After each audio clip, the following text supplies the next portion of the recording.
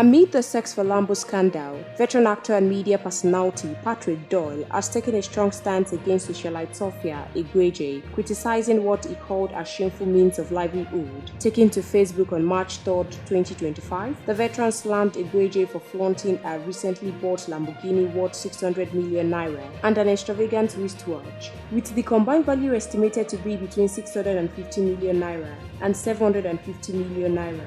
Doyle criticisms comes amid a growing controversy surrounding Egbueje and her alleged dealings with Afrobeat superstar Burna Boy. On February 27, 2025, leaked voice notes surfaced online in which Egbueje claimed that her friend Amara Gaynard and Burna Boy's associate Manny encouraged her to link up with the singer. She alleged that Burna Boy had promised her a Lamborghini truck but failed to deliver on his word after they slept together. According to the leaked recordings, Egbueje expressed frustration over the unfulfilled promise. In response to the controversy, Burna Boy reacted on February 28, 2025, taking to his Instagram story with a cryptic message in a playful tone. However, Sophia bought a Lamborghini by herself and showed it off online. The unfolding drama has since sparked its debate online, with social media users divided on the issue. While some criticized Egbueje's expectation from the singer, others called Burna Boy for allegedly leading her on. You can as well drop your opinion in the comment box section below. We will continue to monitor the story for more new development. Please stay tuned to NaijaNews TV.